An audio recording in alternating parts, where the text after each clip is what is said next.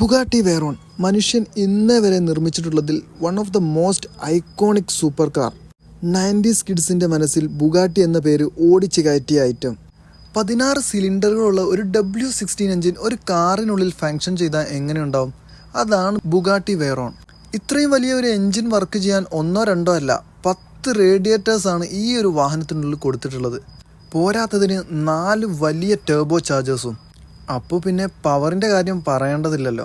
ഇറങ്ങിയ സമയത്ത് ലോകത്തിലെ ഏറ്റവും വേഗതയേറിയ പ്രൊഡക്ഷൻ കാർ എന്നുള്ള പേര് ഇവൻ സ്വന്തമാക്കി.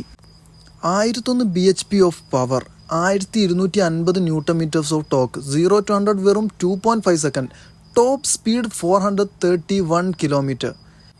അതായത് ഒരു സമയത്ത് ഈ ഒരു വാഹനം കമ്പയർ ചെയ്തത് ഫൈറ്റർ ജെറ്റിൻ്റെ സ്പീഡുമായിട്ടാണ്. നിങ്ങൾ ജസ്റ്റ് ഒന്ന് ഇമാജിൻ ചെയ്യുക, 100 litre fuel tank 12 minute top സ്പീഡിൽ ഈ വണ്ടി ഓടുകയാണെങ്കിൽ ആ ഒരു വാഹനത്തിൻ്റെ ടാങ്ക് കാലിയാവും.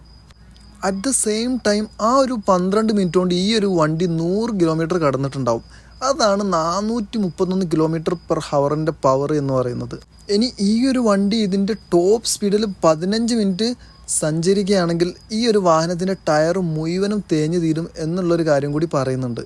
ബുഗാട്ടി വെയ്റോൺ ഇറക്കുന്ന സമയത്ത് വോക്സ് വാഗൻ്റെ 90% ഓഫ് ടയർ നിർമ്മിക്കുന്നത് മിഷലിൻ എന്ന് പറയുന്ന ടയർ ബ്രാൻഡായിരുന്നു.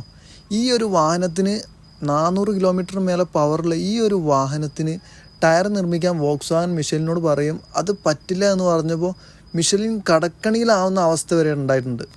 ഇന്നും വാഹനപ്രേമികൾക്ക് ബുഗാട്ടി വെയ്റോൺ എന്ന് പറയുന്നത് അത്ഭുതം തന്നെയാണ്. ഈ ഒരു വാഹനത്തെ പറ്റി എന്താണ് നിങ്ങളുടെ അഭിപ്രായം? കമൻറ്റ് ബോക്സിൽ കമൻറ്റ് ചെയ്യാൻ മറക്കണ്ട. അതുപോലെ ഇതുപോലെയുള്ള വീഡിയോകൾക്കായി സബ്സ്ക്രൈബ് ചെയ്യാനും മറക്കണ്ട. അപ്പോൾ ബൈ.